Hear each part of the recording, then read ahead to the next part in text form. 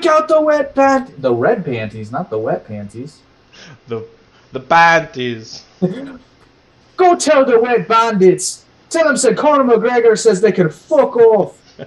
And turn off my fucking sink. We're live. I fucking knew it. The wet bandits. Alright, I'm going to double check this time. Well, Hey, guess what? We have audio. This time. Oh, fuck. It's same topic, right? Same topic, because I'm going to be honest. We done fucked up. We didn't. I did. Again. Well, no, I checked it. But I guess I just didn't. I wanted to make sure we had audio. So I guess I just heard me and assumed I heard you. That's why. I was like, what is that humming? I forgot I got to turn off the fan. Now I'm good. Which leads us right into the topic of this week's episode. We're all going to go broke and we're all going to die and starve, and it's going to devolve into Mad Max shit. And if you saw this, it's not live anymore, but if you saw this podcast last week, there's a reason, because my beautiful voice was not on it. And it sounded super weird. Just me talking and then like half a minute to a minute of dead silence and then me reacting to said dead silence. It's kind of like watching what's the middle of the middle movie? You got Unbreakable and Glass. What's the middle one with McAvoy? I'm Patricia. Yeah, that one. Fuck me. What's the name of it? I can't remember the name of it. It's like that movie, but not nearly as good. I'm just sitting here talking to myself. Not to get too off topic, but I was so disappointed with The Glass. I mean, I wasn't. It was a great movie, but with how they killed freaking Bruce, I was like, that's bullshit. They drowned him in a fucking puddle of water. I mean, it was his only weakness, so I get it. I mean, yeah, you can't exactly say he's immortal per se. Exactly. There's such a guy moment in that movie too when he's lifting the weights and he can keep lifting it. That's such a guy moment. So you're like, what else can we put on here? Oh, you're talking about the first movie? Yeah, and Unbreakable. Oh, yeah, but the thing is, even if they didn't make any more of them, that first movie was so good. I thought it was a standalone movie for the longest time. Yeah, I thought it was going to be a standalone movie for the longest time until they came out with Patricia. What the fuck is the name of that movie? Split? Something. Is it? I think it is Split. Now that something with an S. I think it is Split. Yep, Split. Why am I'm getting a battery low, dude? I've literally had my shit plugged up for like freaking all day and all night. All day and all night. Holy shit, dude. Did you know that Kendall Jenner broke up with Devin Booker? I didn't either because I don't give a fuck, but apparently Facebook thinks I care. You got me because I was like, I don't really care either. So you're like, who? I don't even remember which one I said. Is Caitlyn Jenner dating anybody? No, I don't know. And what gender do they identify as? Did you look up the movie? Yeah, Split. Oh, was it Split? Yeah, it was Split. Cool, I was right. That's why I was on the Facebook. It just popped up. It was like, It just popped up. It was like, big scary ogre. Okay, so let's get down to this. Inflation sucks. We all know this. That's the end of the podcast. Yeah, thank you and good night. Roll credits. Well, and the sad fact too is that, a lot of people who are complaining about it don't even know. Like, this is nothing compared to what could be down the pipe. Right down the shitter. I swear.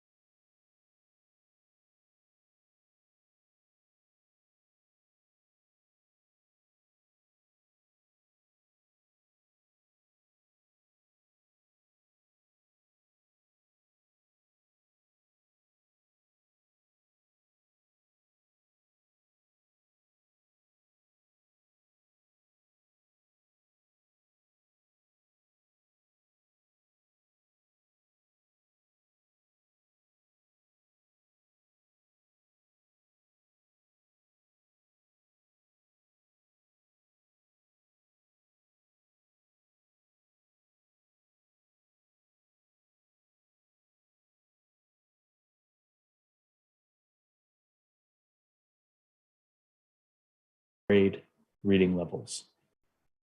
As I was saying. Oh, you know what? That's good because we didn't have any audio period. Talk.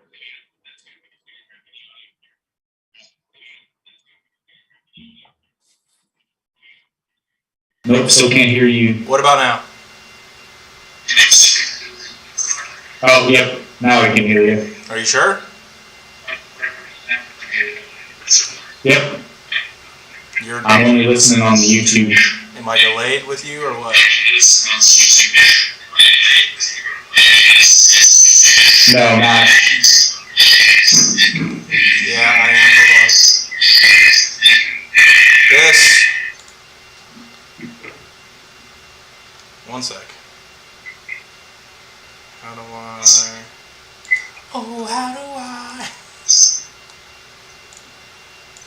It's so conscious.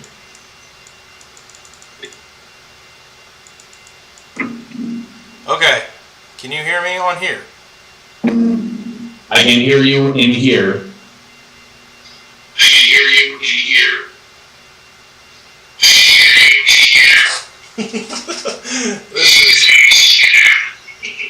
Yes, I can hear you in here.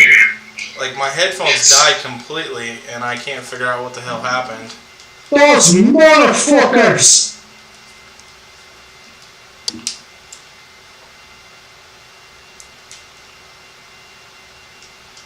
Can they not be plugged in? They are. Can't remember. Ah. Hold on, it might be my charger.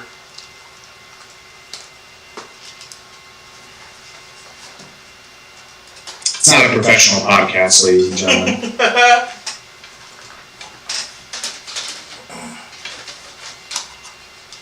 We ain't got none of that fancy money yet. But hopefully that will change through some sort of business opportunity that I have no timeline for, but I may have found a way to bring in some extra revenue. Currently exploring it.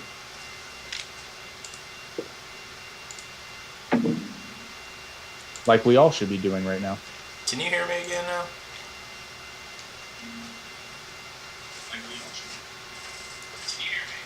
Yes. But you're hearing me through the delay and not through the actual... Well, I'm hearing both. It's just there's a delay on the stream through YouTube. Oh, okay. So, but you can hear me perfectly fine as I'm talking right now? Yes. Okay. Alright, let me double check. Fix the audio again. And you're good on YouTube? Yes. Double check. Fix the audio again. Yeah.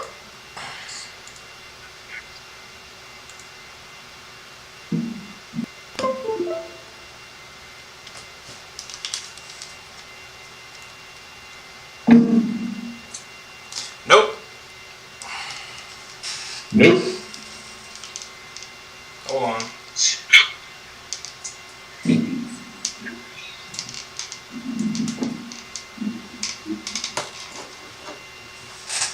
Okay, headphones are a no-go.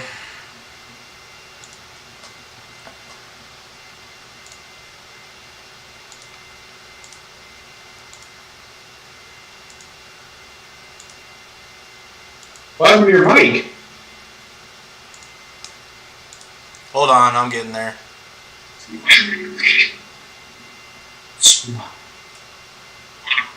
Alright, microphone, speakers. Gotta go back into here. Sorry for the difficulty. It's alright, they can skip this part. Alright, you can hear me? Yes. Can you hear me in real time through your headphones? Yes. Okay.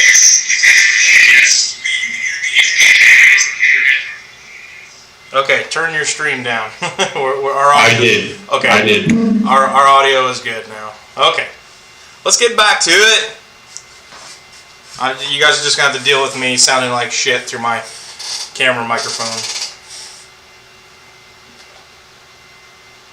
It's no shittier than the economy. That's that's not true. That's what's been so frustrating for me is because, like, yes, things are not great, but it's like there are two camps. There are people who are acting like there's nothing bad happening at all, and then there are people who are like, the sky is falling and we're all going to die. It is falling. Yeah, but it's been a lot worse before. It's been a while. Yeah, and actually the funny thing is inflation, the last time it was like it is right now, and people are expecting the housing market to burst and everything become super cheap. No. It's not going to come down because this is not the 2008 crisis. This is completely... No, because the housing, it's not even a bubble, really. I mean, it's kind of a bubble. I prefer to think of it more of as a cliff. Because, what's happening with housing and inflation are, I'm not going to say they're not related at all, but the bulk of it is most real estate markets are booming right now because there's a lack of inventory, and that was directly caused by the fact that people weren't able to build for yes, a there while. was a lack of inventory. The thing is... Oh, no, there still is. Well, I don't know, dude. In my neck of the woods alone, there's at least 200 houses for sale. Well, but yeah, okay, so this is starting to happen, so a lot of everybody's people... putting their houses on the market for way more, and it's not going to sell. Oh, no, it might sell, but they shouldn't do that, because you sell a house, you still have to buy a house. I know. I probably purchased my house probably for about $20,000 over what it's actually worth. Yeah. If you are downsizing, which you got a hell of a house, but if you're downsizing, you can make it work. But if you're not downsizing, you're going to get fucked hard. Yeah, and because I upsized.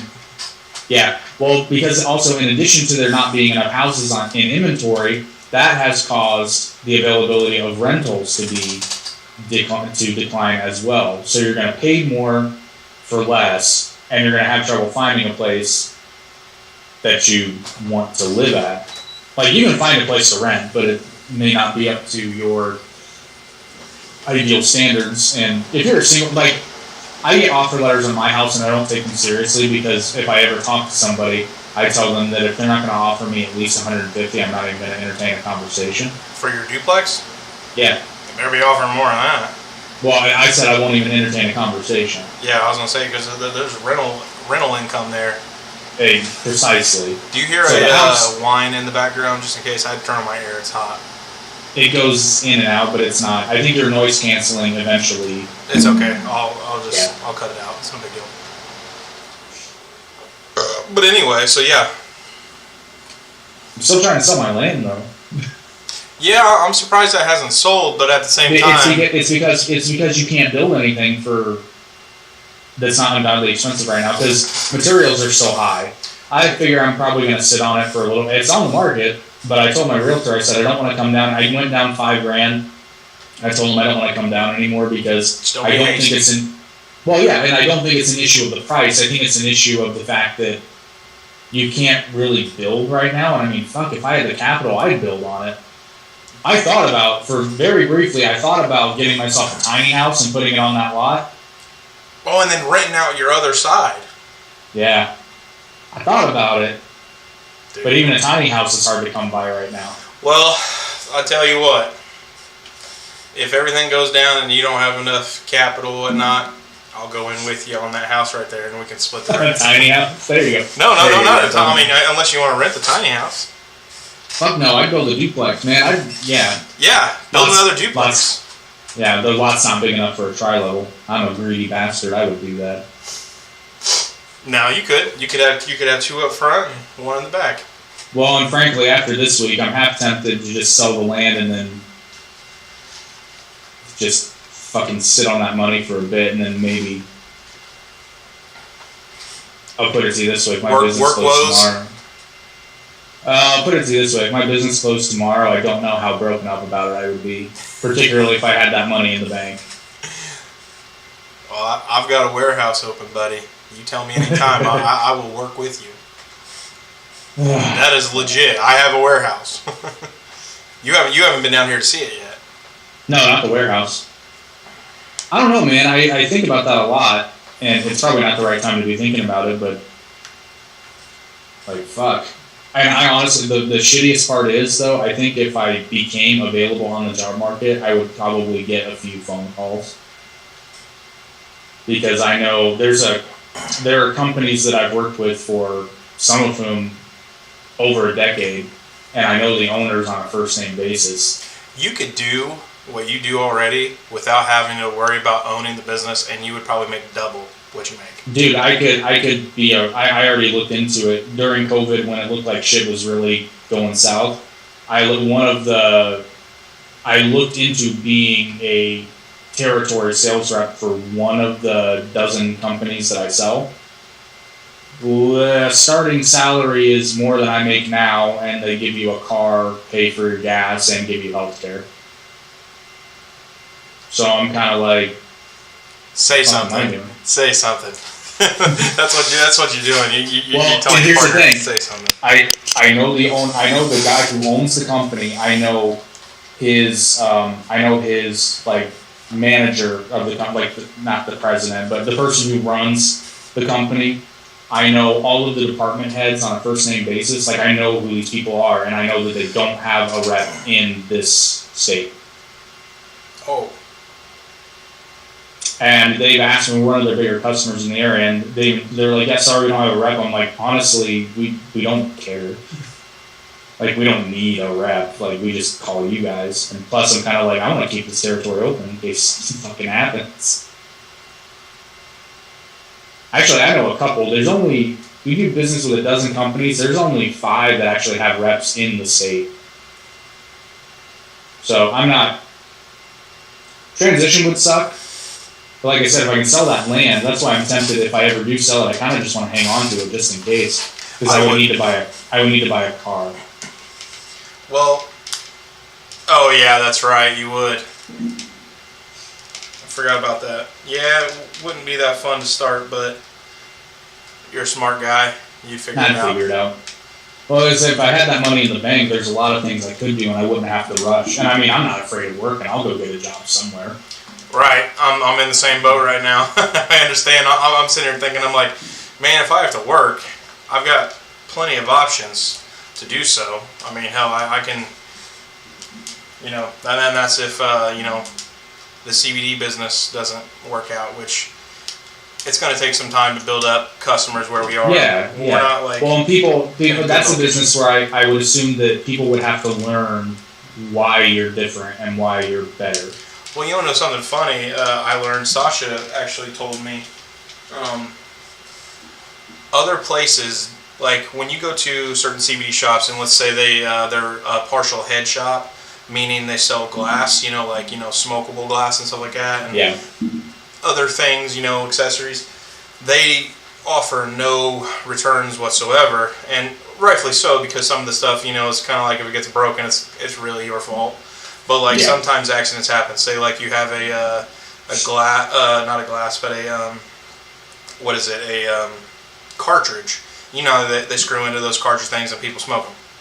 Say the manufacturer did something wrong and it just starts leaking out of nowhere. Other places won't take it back. Sasha, she actually replaced it for someone the other day, and she's like, yeah, she goes, if you would have come in like in 2 weeks and it'd be like almost all gone, and you said it leaked out everywhere, I'd be kind of a little suspicious. But the girl came back in within a day, and she gave her a new one and cleaned her device for her, and she appreciated it. And she says no one else has ever done anything like this. And I was like, that's the kind of shit that'll stand out. But at the same time, it's hard to get your name out when you're first starting a business, which it's real hard. But it works if you just keep grinding. Yeah, man, word of mouth is the biggest. Yeah, dude. That's what nobody likes to talk about, but I mean, it's true. Word of mouth is the best. I talk about it everywhere I go. And speaking of which, so we actually have 2 sponsors for tonight's video. And what? 2 sponsors? 2 sponsors, and one of them is really cool. And then I'll get into mine. But the other one, the first one we're going to do is Stevie Wicks Candles, and this guy will tell you. They're candles. You like them and they smell nice. So nice. In all seriousness, though, these are legitimately going to be the best candles you ever buy. And I do know the website is updating. They are moving away from exclusively the monthly subscription box model, which is still available. And my personal recommendation, because you sign up for the billing and then you don't have to mess with it. You just get candles at your door. It'll be like Christmas, because if you're like me, you'll forget you signed up for it, and then it'll be like, oh, candles, sweet. Candles! But if you don't want that sort of convenience and awesomeness, you can just go on and buy as little as one. Totally up to you. And they're also unveiling, I don't even know what they're calling them, but essentially, for all the people out there who believe in the properties of minerals, or the healing properties of minerals, rather, they are infusing, in the heart-shaped scent burst, they are infusing semi-precious stones into those. And the cool thing is, soy wax doesn't burn all that hot, so it doesn't even singe the stones. So after you're done with the candle, you still got your rocks that you can carry on with to get your crystal power. Or, Yes. you know, that kind of stuff. And I'm kind of partial because one of them, I forget the scent, but one of them is infused with obsidian. And I don't know, I've always liked obsidian as just a, I think it's a cool ass mineral, man. Well, is it technically a mineral? It's volcanic glass. So yes, it is a mineral. Yeah, that's a mineral. That's sand. Mineral. Mineral. Yeah, I figured Mineral. we get some That's sponsorships in the beginning of the video instead of, at the end, in case no one actually We try to inject them in at the appropriate time. But this was a good segue. It was good. And then the other sponsor we have, can't really see it. Hold on, how do you do this? I don't know. Anyway, it's OMG CBD. OMGSDIB. Located in Columbus. You can't see that shit. That's trash. Anyway, located in Columbus, Indiana, 935 2nd Street. It's backwards. Oh, there it is. I see it. But anyway, we have all types of. You can check us out on Facebook, OMG CBD 22. Facebook.com/. I just put in an order for some of those CBD melatonin gummies that knock my ass out in the best possible way.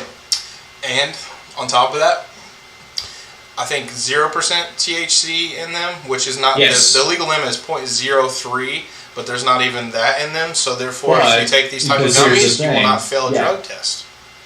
Well, and there's not only that. Like me personally, I'm not with the THC. I'm not one of the cool kids. I'm weird like that, but it gets the job done. I'm gonna give you one by accident one day. You'd probably be like, I'm so hungry. I wouldn't. You would hate it. I'm telling you what, like. Probably. I don't think I'd like it. I really don't. I think I'm too far gone. Nah. I don't think I would enjoy being drunk either. You can't just everyone thinks that you just got to be like and then get drunk. No, like you have like one or two and then you feel it and then you have one or two later on and then don't drink like me when other people are around. I have a very high tolerance for alcohol. Anyway, yes, check out those sponsors. And then, as I kind of alluded to, there's a third one coming down the pipe, and I'm real excited about this one, but I'm not going to give away any details. But it's coming. Is this you? Kind of. I'll tell you out there. I just found out about something, and it ties in with crypto. And any number of, actually 18 different ways that you can legitimately make money using the internet. And I'm not talking like the pennies on the dollar shit. So is this something I can invest with you? Or are you investing, or is this something you know about? This is something I know about. Okay, just saying. Because as we know, I've got a large chunk of money coming in, and I'm looking to invest. I have personally vetted this. Okay. All right, so we've got our... It's a mystery, just like what will happen with the market, because the dirty little secret is nobody actually fucking knows. You don't know if it's going to go up, down, side by side, fugazi. Well, that's not entirely true. So one of the things I am learning slowly but surely is you will never know what the market's going to do, but there are signals that you can there are predictors that in a general sense. Well, and what's the famous quote? The further you go back, the more you know when it comes to history. You look for patterns. You look for past behaviors. This happened a dozen times before. It's probably going to happen again. All the indicators are there. And it's just like, I will say the one thing that I really, really love that I learned about cryptocurrencies ever since I've been on my journey is the fact that most people invest way too late. They invest on the highest of highs, If it and hits, that's how you lose money. if it hits an exchange like Coinbase or Crypto.com, generally you're past that making $1 million phase. That's not what I mean. Because people do this with stocks. If people do this with investments, anything that can be traded openly, what It's happens? called FOMO. Yes, fear of missing out. So you won't even, like most normal people who aren't into this, and my own mother was in danger of doing this, and I told her, no, don't do this yet. She wanted to invest in Bitcoin. This is back when it was still up at like 35 or wherever it was. Oh, thank God she did. And I told her, I said, nah, I wouldn't, don't do it yet. Tell her get in now. Well, we're having a conversation. I think because you're seeing too, because what's happening now is no, I'm not going to get into that because that's one of the secrets of crypto. But suffice it to say, what's happening now is it dipped really low, and a lot of the smart people bought crypto, so the prices are, not all of them, but some of them are making modest gains. But you're going to see them probably go down again shortly because all the really smart people are going to sell and take their profits. Because again, if you invest $100,000 and make a 10% return, that's pretty fucking good. Now listen, this is where the smart people win, and you dumb, and I hate to say this, and I'm not trying to be mean to anyone, and this is where you dumb people lose money. You buy at low, and the price goes up as they hold, and then they sell. And then the price goes back down, they do it again, they do it again, they do it again. This is what we call building wealth. You don't build wealth by holding. That's a poor man's game. Well, actually, now I'm going to correct you a little bit there. You build wealth by holding to an asset over time, but they are turning a profit. They are making money in real time.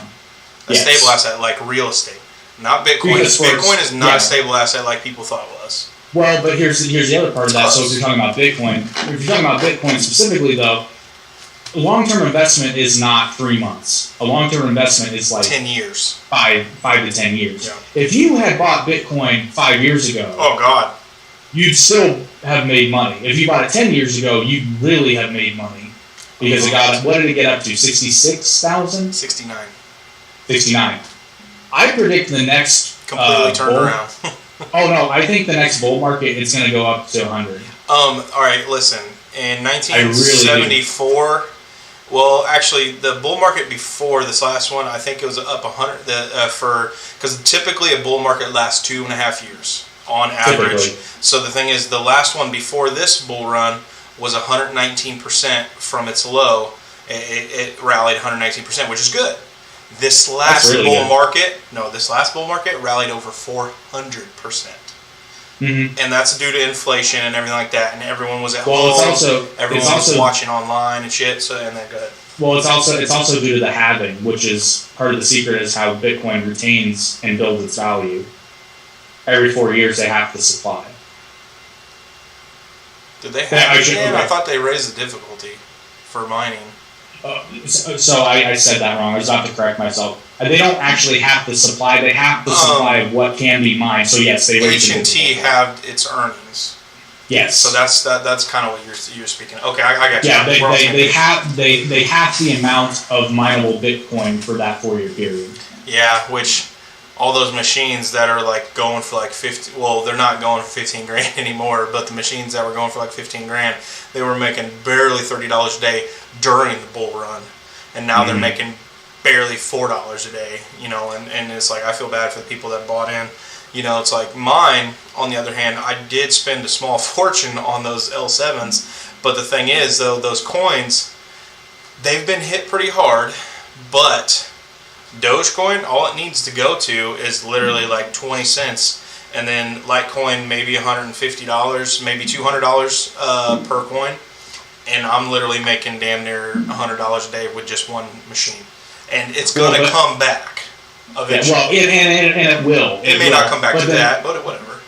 But then the other point, because this is the point I was making with the Bobcat miners, is like don't get it twisted. I'm not getting rich, but I did just cash out $100. Hey, So, you know, you're 1/7 of the way there. I'm not. But you know what though? I'm not even thinking about it like that because honestly, as long as the platform exists, I'm making money. Yeah, well, That, my friends, is a long-term investment. I read something, and it's bad news for us. And I know. do you know about the 5G routers coming out? No, but I'm not surprised.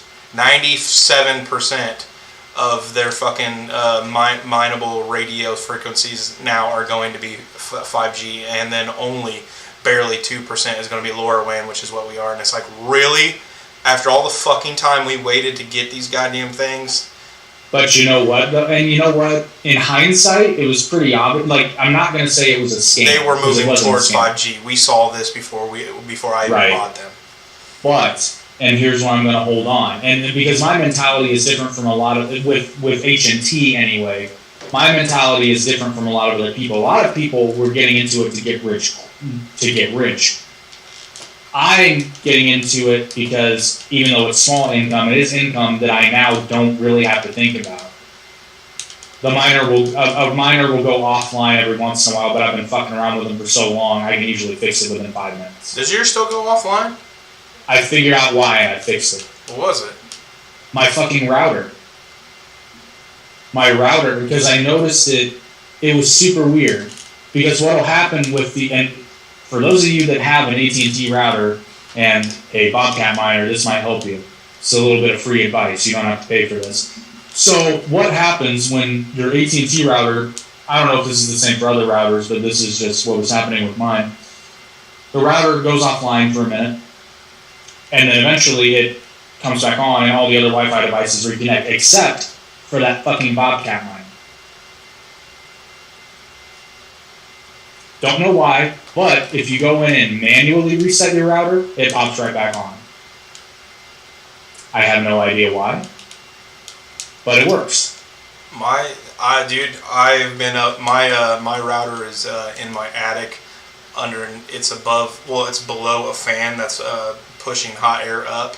And the thing is, obviously that air is not super hot coming through that fan, so it's not like killing my miner, and it's keeping hot air off of the miner and keeping air moving off of it. Anyway, so I've accidentally unplugged it like 3-4 times, and the funny thing is, like, even then it comes back online, no problems. I've never had any problems with this miner here, and it's decent. Hell, I made $10 2 days ago on one day.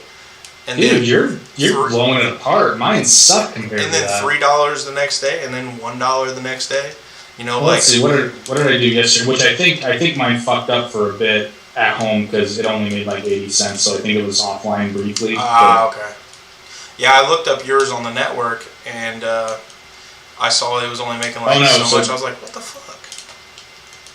Yeah, I'm really confused about mine because some days the one at home makes less than the one in Fisher's, even though it's got the much better antenna. Yeah. But again, the other kind of dirty little secret is you're going to mine the same amount of roughly the same amount of HNT consistently, but the value of HNT fluctuates. Yeah. So I hold on to it until it goes high, and then I just cash it out for dollars and stash the dollars. Yeah, it's definitely worth it because hell, H&T during the bull run got up to like $45 or even more. I can't remember. Yeah, and I think the best I've seen it now is just under 12, or maybe a little above 12. Yeah, you texted me that, and you were all excited about it, and I was like, dude, it came down from this the other day, and you didn't say anything, so I was like, I imagine you're probably. Oh no, I learned my lesson. I cashed out. I cashed out all my H&T when it got. I'm leaving mine. I'm not touching it because the thing is, out of all the machines I have, it costs me nothing on electricity. So there's no. That's one of those coins that I can hold, and I can leave it alone. They're doing good things with the project, and yeah, they're moving to bullshit 5G and whatnot, which is okay. But at the same time, I'm okay. I'm okay with this because I predict that much like I think it's going to happen with Ethereum mining when they finally do switch over to 2.0, because it will still be mineable, it just won't be as lucrative. I think a lot of people are going to drop off the platform. But if you Well- stick it out, again, you're not going to be making millions, but you'll be making money. I'll tell you what. Right now is Ethereum. Once it goes proof of stake, I don't think it's gonna. I don't think. I don't think it's gonna blow. I don't think it's gonna go up like they think it is. Oh no, I don't think so either. The price is especially actually now. Yes, looking at the price action right now, you would be kind of afraid to put a big amount of money in there. You know, because what happens if something happens? You know, the United States government decides to get in a war with somebody, and then all of a sudden, everything you have in Ethereum goes to like fucking $200 when you bought in at $1,600 with maybe like $100 million or something like that. And yeah, you're making interest, you know, but no, it's not. It's not worth it. So the thing is, Ethereum, if they would be smart, and I know it's because I'm biased because I mine with Ethereum, but the thing is, like, they're stupid if they don't just leave it to the freaking miners. They are running your network and they are keeping you afloat right now. If it wasn't for them, you'd be dead. At least in this market, I think in a bull market they could make the switch. Yeah. But I still think it's. Well, here's the thing. I think it'd be okay short term for them, but I think long term it's not going to work out. These whales that have all this money, they're seeing what's going on right now, and they lost all confidence in Ethereum. And you know, you would think that crypto would be recession proof. No. And it's not, simply because of people still not being able. If you were able to buy stuff regularly with crypto, it would be recession proof. But the thing is, though, you still have to have a dollar average cost for those items. So therefore, you know, it'd be like you going to taking your money down to Mexico and trading it for pesos. You know, and then down there you can buy shit for a lot cheaper, which I don't know if you know this, but in California there's a mass exodus of people moving down to Mexico buying homes for cheaper, and the Mexican people are pissed off because they're raising the home rates there, and they're like, dude, what the fuck, man? They're gentrifying Mexico. Oh, it's like, you aren't happy with fucking California? Oh, who would know? Yeah, then you got to go down to Mexico and do whatever the fuck you want, essentially. Yeah. Pretty much. Well, and Mexico is a good example of this because what I was, and you've said it already, but what I'm going to tie it into is what it really comes down to right now is the value of the dollar. Because this is a good example. If Mexico has a recession, the U.S. doesn't feel it. But if the U.S. has a recession, Mexico feels it. Why? Because so much is tied to the dollar. Now, we kind of lucked out in the fact that Venezuela is not tied to the dollar hardly at all, at least not officially. It's kind of unofficially tied to it now, But yeah, I will be right back, sir. Letting doggy in? In a manner of speaking, I have to see a man about a dog. What he's trying to say is, just like Robin Williams told Matt Damon, he has to see about a girl, and then this, he has to see a man about a dog. That was a terrible joke. I am still trying to attempt to get these stupid headphones to work, and I think they finally went kaput. They will not turn on at all. I am not happy about this.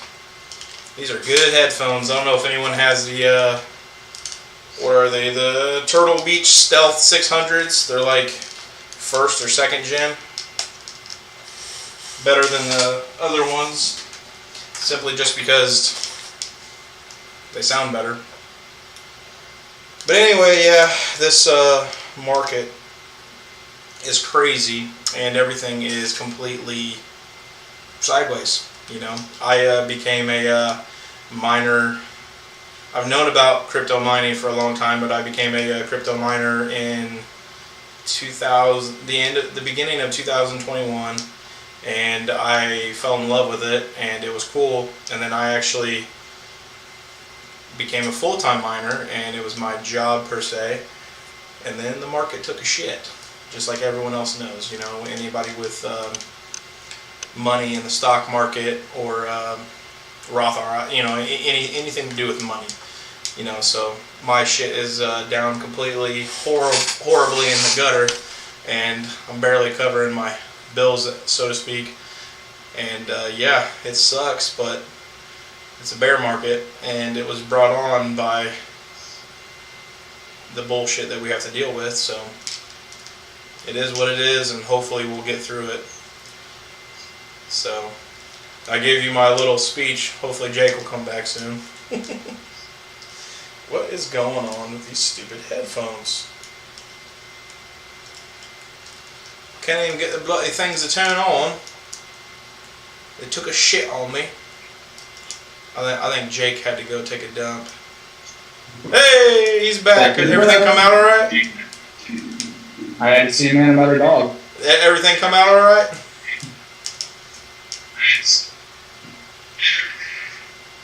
You betcha. I gave a little heartfelt speech. I know, I was listening. Oh, okay. I don't know if you could hear me or not. I was participating in the chat, too. I turned my chat off. Oh, you dick. I didn't turn it off. I closed my phone. But I did hear you talking about your journey to become a crypto miner, and I will say that was that really impressed me when you thought, whoa, shit, I just broke my sand. I'm a fucking animal. Yeah, you son of a bitch. Okay, there you go. Okay, yep, it's back. You really impressed me. Because you basically, well, there's no basic, you taught yourself all that shit. Yeah. A lot of videos on YouTube and whatnot. So, I mean, you know, I swear to God, man, you want the perfect how-to, just get on YouTube. It's on YouTube. It's on YouTube. I literally learned how to replace an alternator on my wife's car and save, like, God amount of money replacing the damn part myself. Because it's only a couple bolts, but the thing is, the serpentine belt that runs the car, that was tricky. Yeah. Well, and here's another prime example. So this is going to sound silly for a lot of people out there, but this just goes to show you, one of the best ways you can not make money, but keep from spending money, is to learn to do shit yourself. Like, I bought this house, the sump pump went out in my basement. I never fucked with one before. It turns out it's super fucking easy. Oh yeah, just click, Like, and then you just connect a hose. Yeah, it's fucking simple. Now they have kind of a jerry-rigged pipe down there, but that was easy enough. And I saved probably, because I had called some fucking plumber to look at it. Because again, never done it. Didn't know how $100 fucking simple. just for him to come out. Oh, dude, I wish it was that cheap. It was fucking stupid. I think it was almost $300 just to assess, and I was like, well, that ain't fucking happening. Because, like, I had the money, but, like, that's fucking stupid. Yeah. So I went out and bought an $80 sump pump, and it works perfect. It's fine.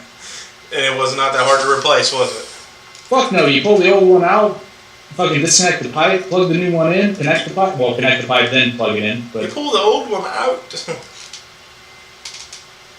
yeah, it's fucking simple. Yeah, it's fucking And then simple. hell, we installed an antenna with good old fashioned know-how and not realizing that my walls have concrete in them. Oh, that was kind of crazy. That was wild. That was definitely a wild Sunday. Was it Sunday? It was like, yeah, it was a Sunday.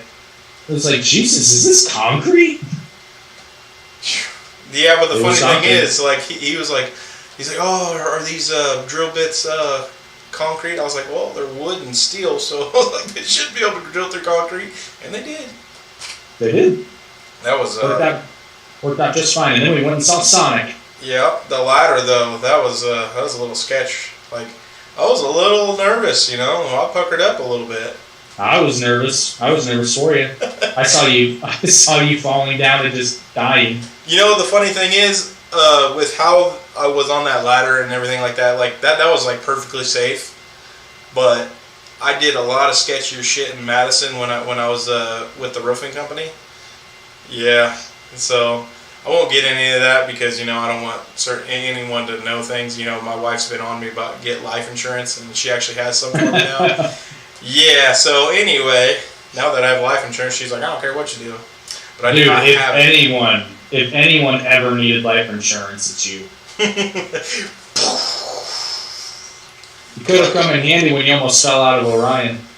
Oh gosh, forgot about that.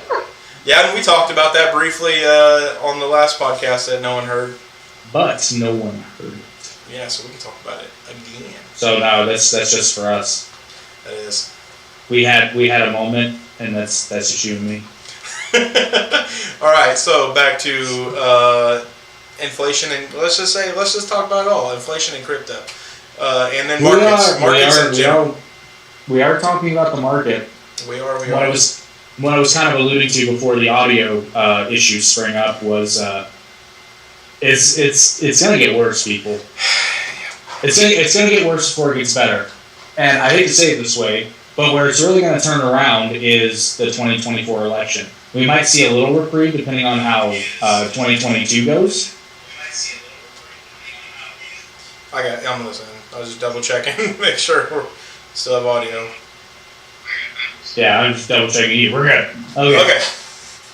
But it's so simplistically stupid, but the markets are very finicky. The people that drive the markets are. And if there's a Democrat president right now, particularly if that president is Joe Biden, the market's not going to be as high as it would be if there was a pro-business Republican in the White House. It's a sad fact, but it's true. So I think DeSantis getting elected might be the best thing for the economy. You know, I've said this before, and again, the only reason, and you know the only reason I don't want DeSantis, and it has nothing to do with politics. I mean, it does. I'm solely talking about economics. Economics, he would be really good for everything like that, because with what he's doing down there in Florida is great. With how he already canceled the state gas tax. I think he did.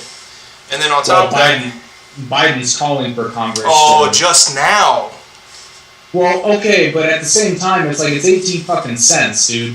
Yeah, woo! Big fucking, which I'm watching him say that, I'm like, why the fuck are we paying an 18-cent tax on fucking gas, you fuck?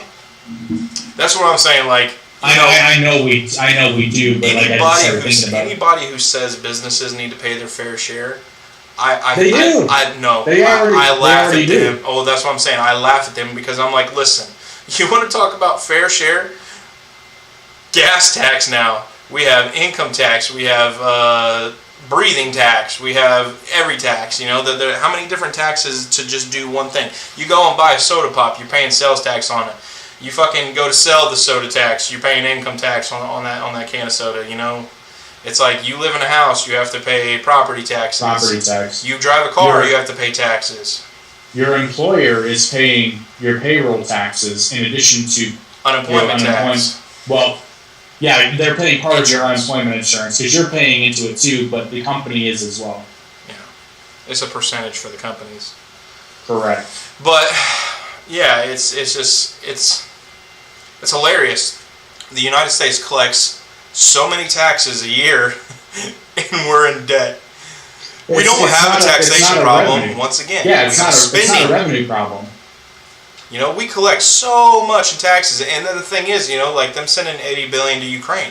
I understand they're hurting, but we can't afford any extra money being thrown at places. Like, you know, So here's another one for you, and this is just, and I'm going to skim through this, but this is just the headline. According to CNBC, in 2020, 61% of Americans paid no federal income taxes. Yeah, that's true. And I calculated it to be like 55%. Well, that was a particularly high one. Because I think the usual number is somewhere around in between like 51 and 57% typically.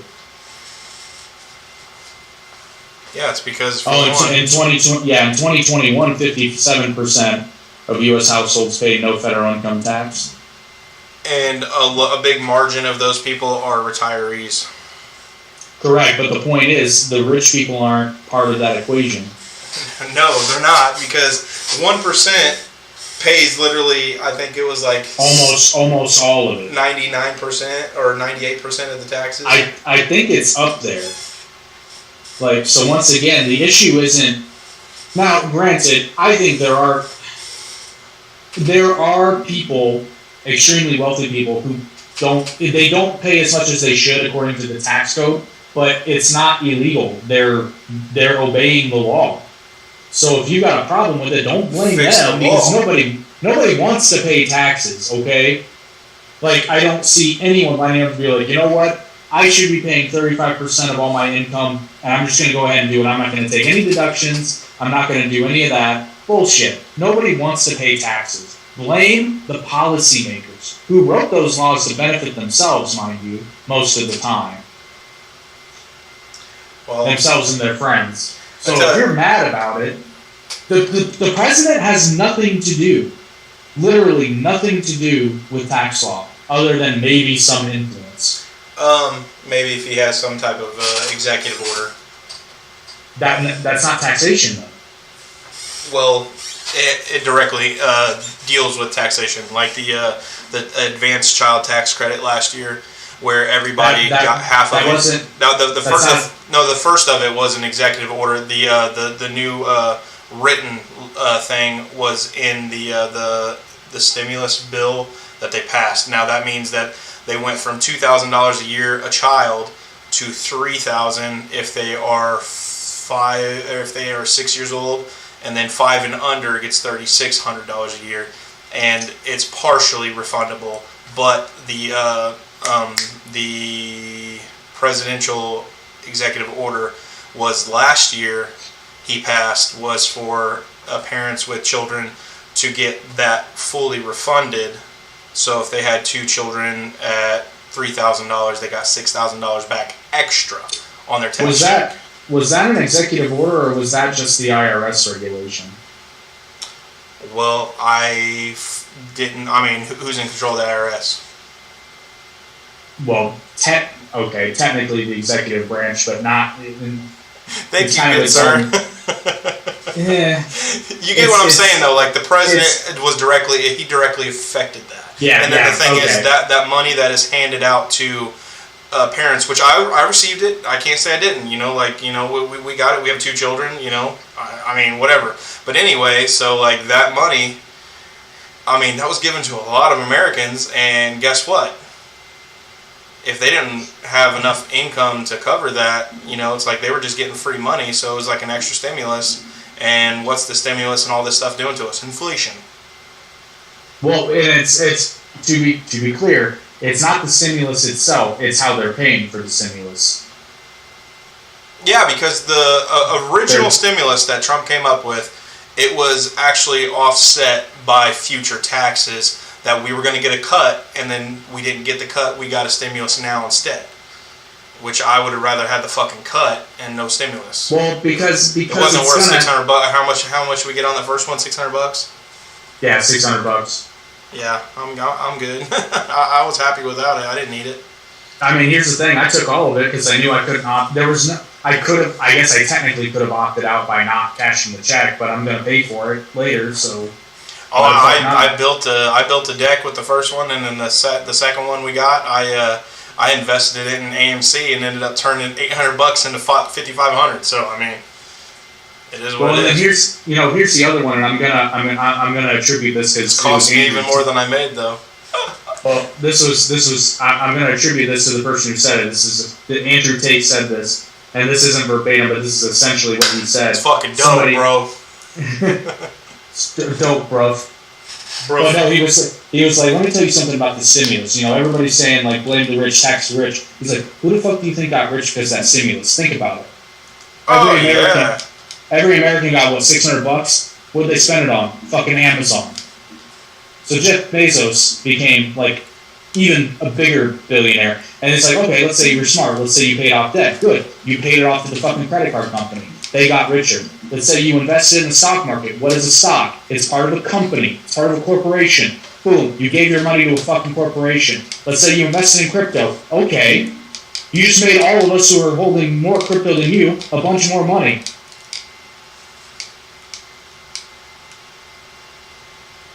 I guess the one thing is that at least people who invested in may have turned a profit eventually. The TV's getting bought during God damn, that hold on. alleged quarantine period. I didn't mean to do that.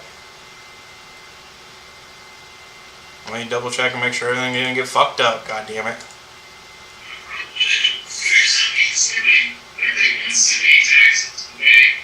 Oh, I'm way behind. That's what it was.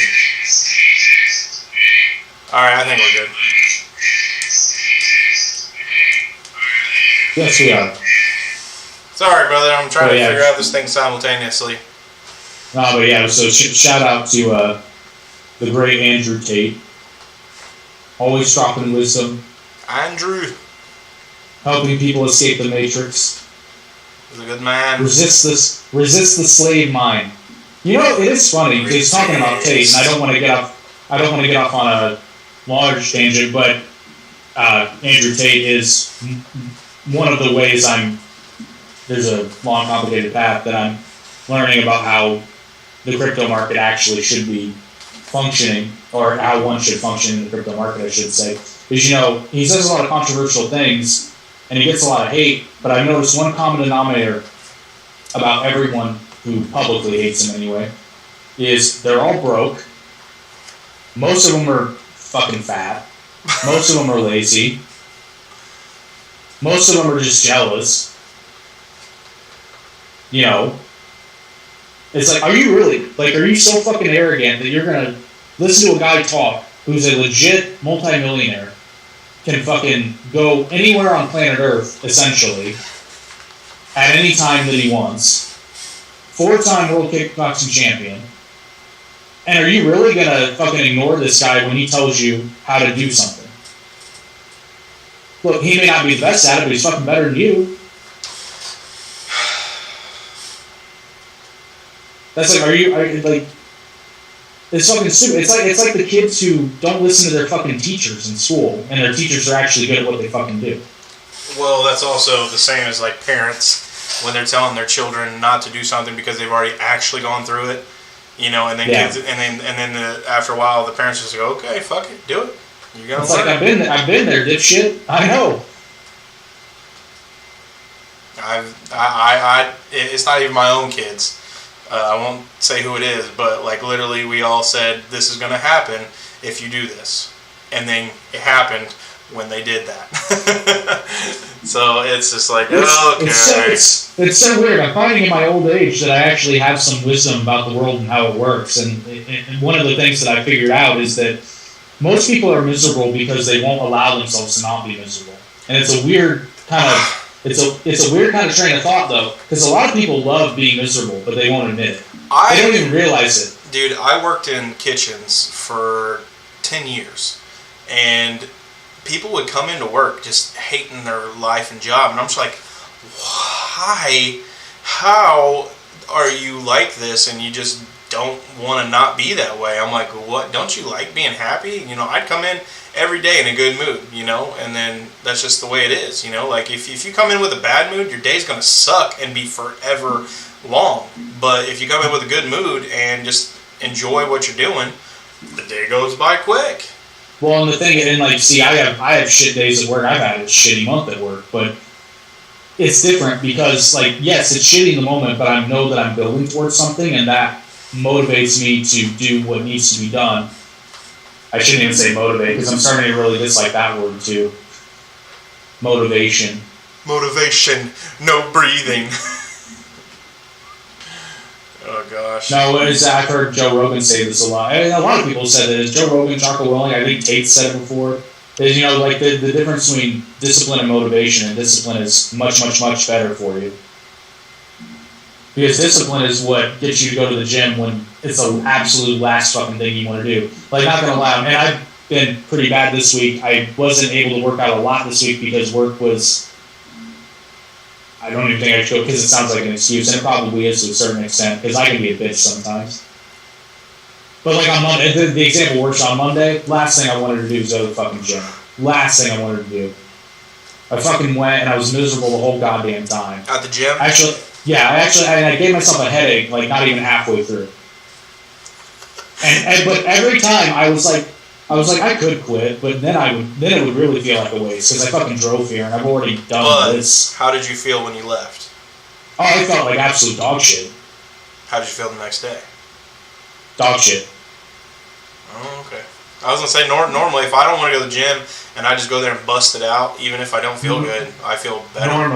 Normally, but again, He was just like I wanted to quit. Like I didn't even want to fucking be there. I didn't let myself go down that far. But because the other thing that happened was it was crowded for that gym.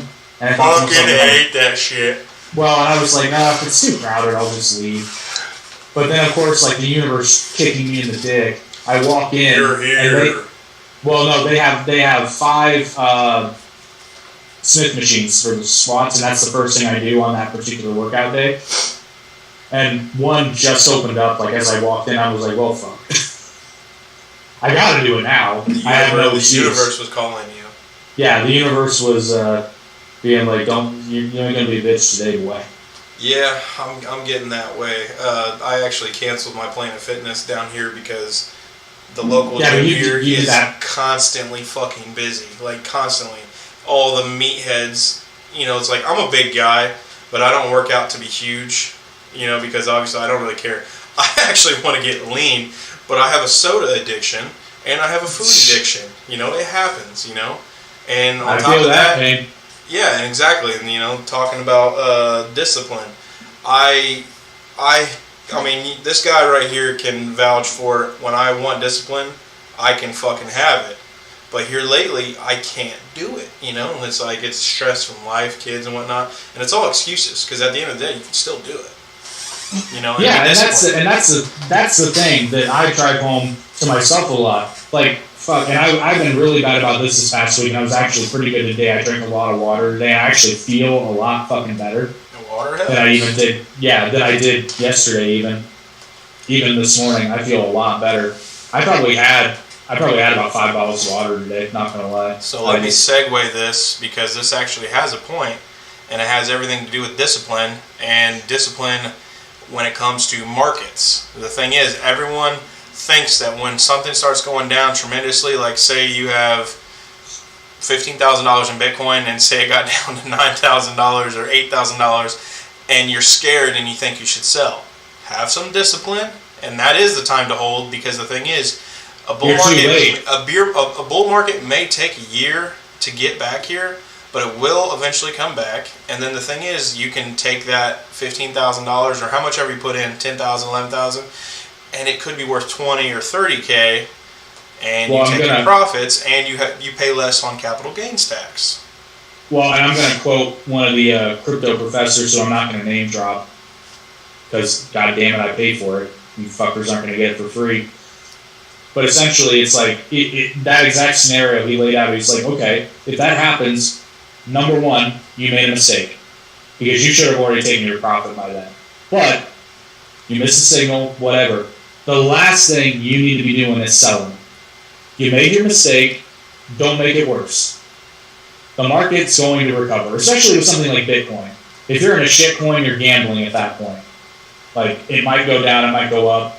And frankly, if you're investing in shit coins, you should not be investing if you're investing in anything, you shouldn't be investing any money that you're not okay just losing. And also, don't be afraid to cut your losses and be done. And I don't mean that by like losing. I'm talking like, say you're up like $2,000 on a certain coin, and it goes down to 1,000. You can still sell right there at that point. You're still making a profit. Exactly. And the thing is, just because it's not going back to where it was. Because the thing is, I missed out on Dogecoin when it got up to 72 cents.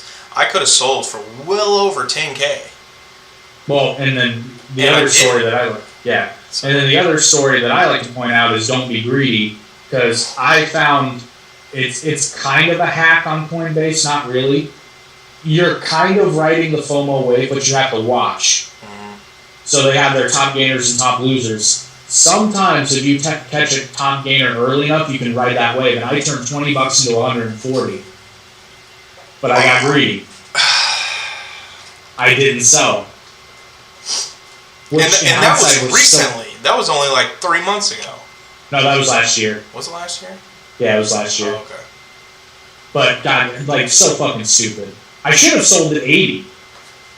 I wouldn't have considered that a mistake. If you made double your initial investment, you're a winner. If you made 1.5 over your initial investment, you're still a winner. Because here's what I should have done.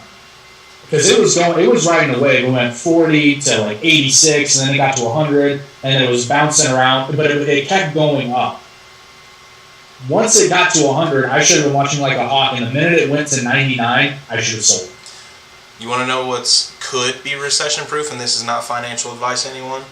None of this is. We're morons. Yeah, none of this is financial advice. Do your own research, and Well, the only financial advice I can give you is to invest in some high-quality soy wax candles. stop by OMG CBD 935 2nd Street in Columbus, Indiana. Anyway. You won't make money, but it's good shit. So, Forex trading. Do you know what that is?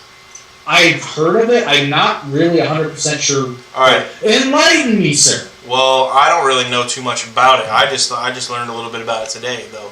All right, say you go to England and you are taking $1,000 in cash. Oh, it's foreign exchange, isn't it? Yes. Now you're taking $1,000 in cash, and you go to the local exchange and you exchange $1,000 for pounds. Well, you get $750, $800, how much ever it's worth in pounds, And then say when you go to leave the United Kingdom or wherever you're at, and you go to transfer it, and say you get back $1,100. You're like, why did I get $1,100 back? Because prices fluctuate with how much stuff it's worth, and when you're doing that back and forth. That is the same as Forex trading. So therefore, you can time it perfectly, because then you can pay attention and then you sell. And you can do this daily if you had enough money to do so. Now you're going to take wins, you're going to take losses, that's how it is. But the thing is, though, if you're smart enough to pay attention to the market and then get an idea of how much higher, the opposite currency is, where it is, and then sell, I mean, you can make a living off that.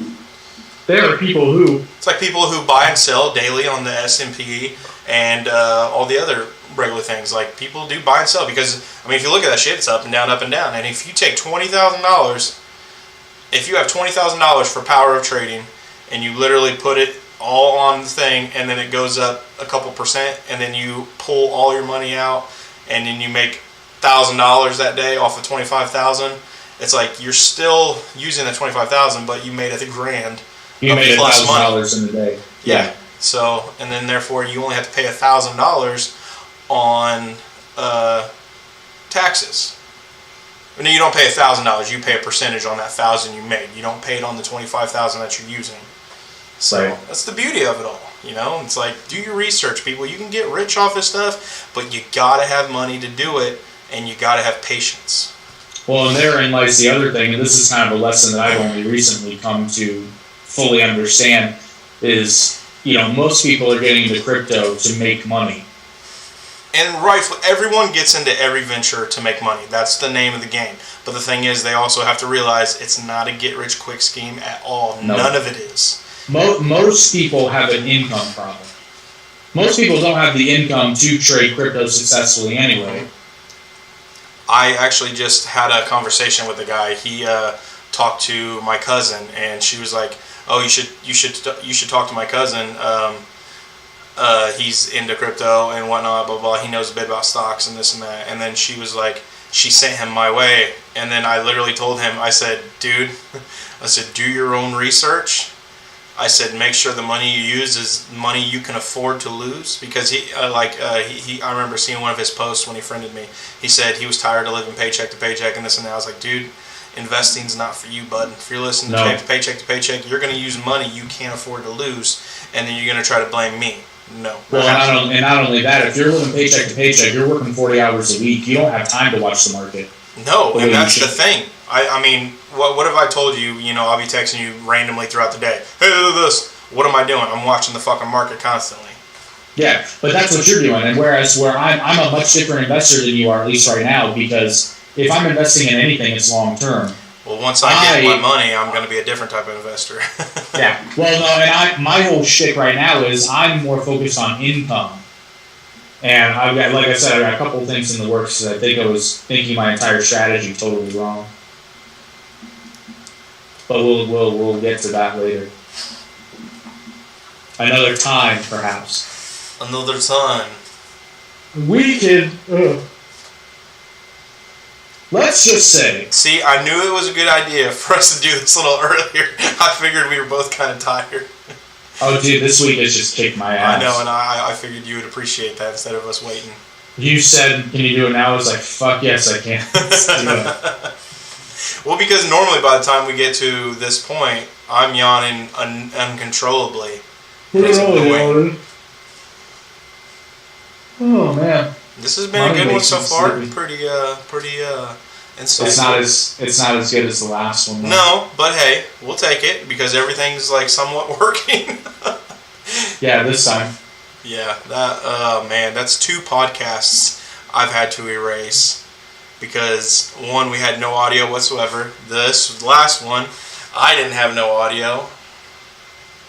Gosh, man. But I'm telling you, the other thing that you can do to make your life better is to support this podcast. I can't tell you how it will make your life better, I can. but it will. You will get to enjoy us every single day for free. We will- Just subscribe and like. And we will help you conquer your inner bitch. Plus, unofficially, because it's not financial advice, but if you subscribe to our channels, you will learn ways to make money. Not guaranteeing you'll get rich, but You will make some money. you will. Well, and I'll put it this way: I haven't bought a new, or I haven't bought a movie or book on Amazon in 10 years with my own money. I get free Amazon cash, man. How do you do that? I mean, I've got free Amazon cash before too, just simply by opening credit cards. Nope, not me. I got apps, bro. Oh, you do those? Yeah. They work? Oh yeah. How much time do you spend on them? Virtually none, because I've gotten super lazy with it. What do you do? Like receipts? Those are the most time-consuming ones now. Most of it is just and they're secure. I checked them out. Most of the ones I'm fucking around with now are ones where you just link a debit card to, and like the trade-off is they're mining your data, but at least I'm getting fucking paid for it. I mean, that's the way it should be. You can have my fucking data as long as you pay for it. Well, I'll send you a link to one right now because we both get a bonus if you sign up. Oh, I will sign up. And this one's my favorite one actually because it's so simple. Once you set it up, like this one even pays you for driving by certain places. XRP's up to 34 cents, baby. I'm going to do a video on my channel about this one. I'm going to do an episode of Extra Money in Your Pocket on this app because I love this one. I've made a decent amount of money with this and I virtually do nothing. So I will. Yeah, I was gonna say my kids have been driving me nuts about ordering like Scooby-Doo movies that are on Amazon that are not paid for. They're not free on Amazon or any of the billion apps I pay for. My gosh, right? I've got everyone's like, oh, I'm cutting the cable. It's like, yeah, okay. You might as well just stick with cable and watch what they put on there because if not, you're gonna pay for all the million different subscriptions and you're gonna pay triple that of cable. I just sent you 2. One of which was dog shit, but now they've got something where you can link your card and get cash back. That's in cool. the form of Bitcoin too, so you can transfer it to a wallet or you can cash out for cash. It's totally up to you. Hell yeah. Yeah, I've gotten so lazy with these things. I used to have a bunch where you actually had to do shit. And I've got one that now granted this one's not too bad.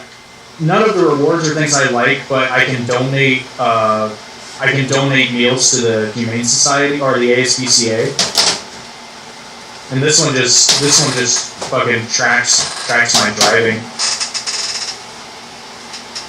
My titties are sweating. Oh, you got sweaty man boobs, dude. I'm sad because I eat, and I eat because I'm sad. It's a vicious cycle. I want my baby back, baby back, baby back, baby back. So I just I watched a video with Mike Myers, him breaking down his iconic roles, and it was amazing because I was like, dude, he looks like a transgender right now, and I mean that with all respect because I love Mike Myers. But he kind of looks like a transgender. I mean, don't get me wrong, that's just a joke. I don't mean anything towards him because I don't even think he's really came out and said anything super leftist. I think he just kind of sticks to himself. To the mattress. He is a fan of donkeys, though. Is a fan of donkey, and he said Donkey! if any creature or any character could live with him from any movie he's ever done, he said he'd want Donkey to live in his house. He's like, I just love that character. He's like, I love Eddie Murphy, how he played that character. He's like, I love Donkey. All right, are we done here, or what do you want to do? I think we're done here. Okay, that sounds like a dude getting up after sex. Are we done here? Oh, and by the way, just I know they're not watching, but somebody gave me some sass on one of my videos, thinking he got me. Well, I got you, motherfucker. You can play that game. Your fucking source proved my point, dipshit. Fuck you. Little context there. So last year I did a video about Baron von Steuben. It was my first ever Unsung Heroes of History. Why do I feel like you've talked about this one time? Oh yeah, I brought up von Steuben a couple of times. Well, this fucker. So I labeled it a Pride special because there's a lot of dude was gay. Like, it was never conclusively proven historically, but it's pretty fucking obvious he was gay.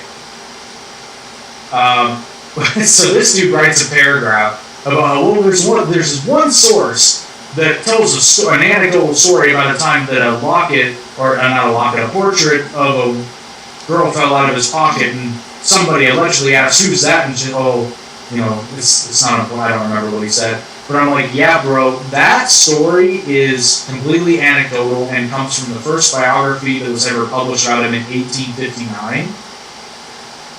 And that's it. That's all you got.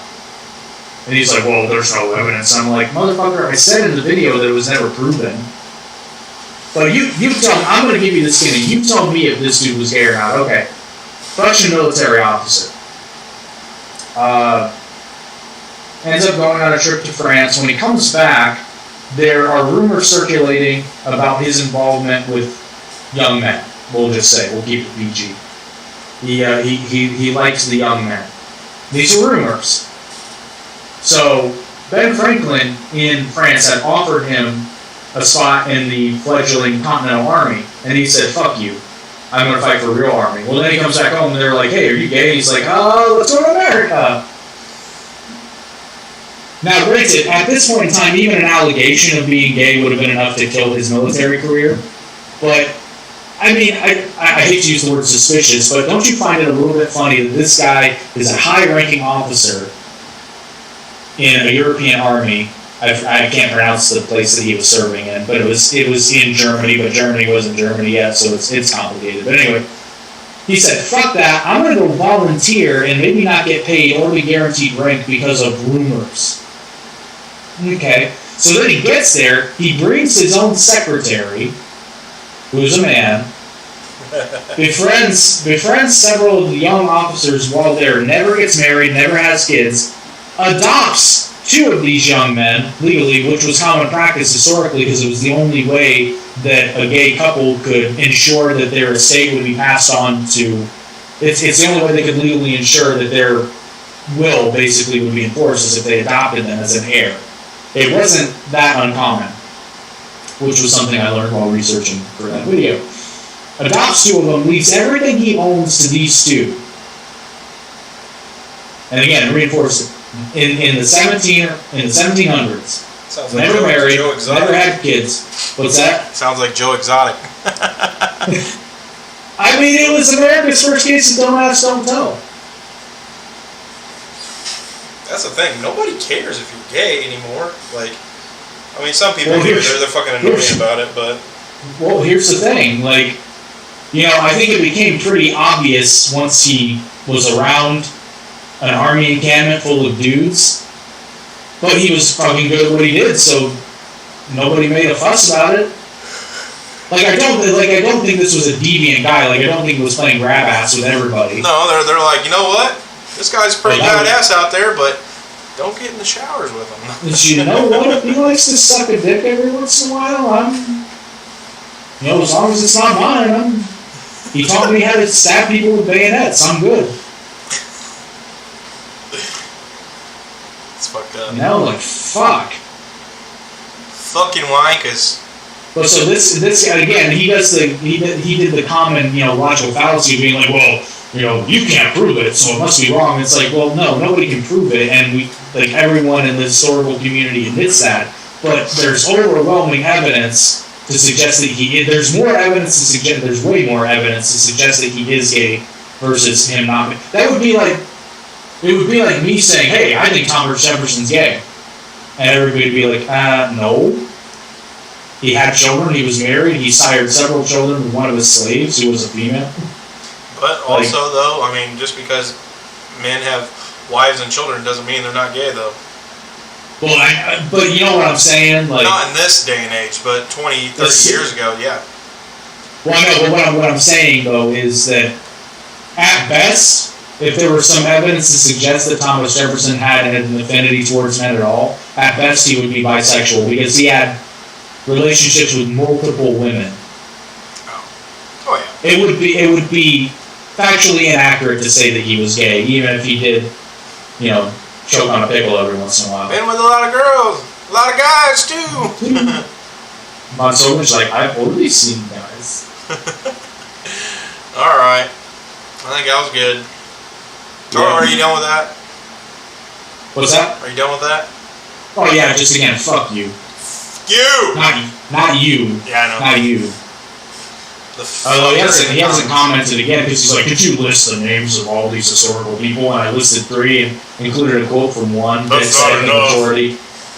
said the majority of the historical community, buys it. It was like, that History Channel episode that you linked to has no historical fact. Really? The History Channel has no historical fact? Fuck you. They do host Ancient Aliens. That's the bad part. No, I love Ancient Aliens. I like the Ancient Aliens and the Universe. I love the Universe. The Universe is good. Ancient Aliens is a fucking joke that shouldn't be on that channel. No, fuck you. That's a good one. I can see how it's entertaining, but it was entertaining. It got super boring the last few fucking seasons. Like, I remember in 2012, 2013, dude, I was excited when an episode came out because I had to wait a whole week and watch it. Nowadays you forget about shit and then you're like, hey, I got a whole new season, and then you try to binge it and I fall asleep because the narrator's voice is really soothing. Fuck you. Yeah. Well, they killed History Channel anyway, so. Yeah, History Channel used to be the best. It's a shell of its formal I don't think glory. History Channel really went and did anything different. I think they didn't get with the times of the digital age. Well, they kind of have now because History Channel YouTube. But their YouTube page, they uploaded a shit ton of their old series, like the good shit, is now on YouTube for free. And it's like, dude, that's their content. They put it on YouTube. They make money. Well, and it's all legal too. Yeah, that's what I'm saying. Because it's their content, so they're putting it on there as content creators, and then they make fucking money. Buku's amount. Which I'm cool with. Except Pawn Stars isn't on there.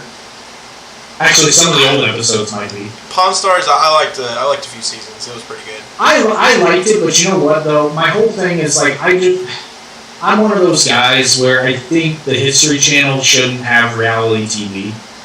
They're just trying to keep up with MTV and shit like that. I know, but that's like MTV. I get it. You literally 6 to 8 hours of the day is reruns of Ridiculousness now. On MTV? Yeah, I love Ridiculousness, don't get me wrong, but I only watch it on YouTube every now and then, and it's very rarely I watch it anymore.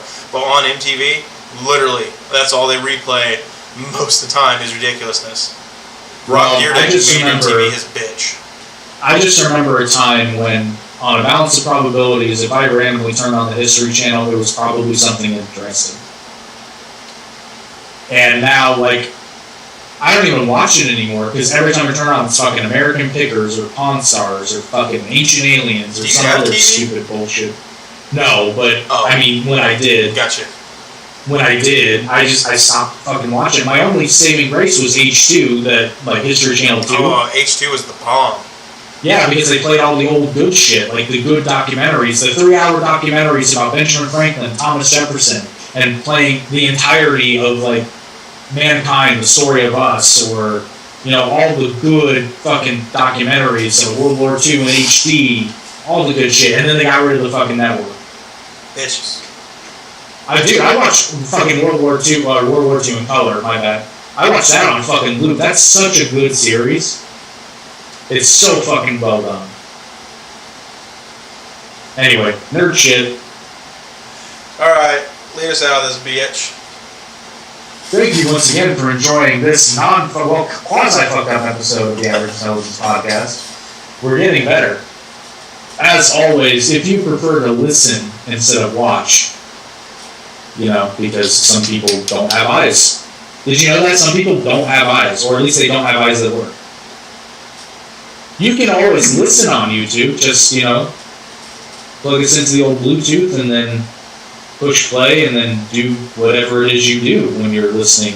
Drive, mow your grass. Other stuff that involves scandals. Our voices when you're putting a lady down for romantic woes. It works. Baby.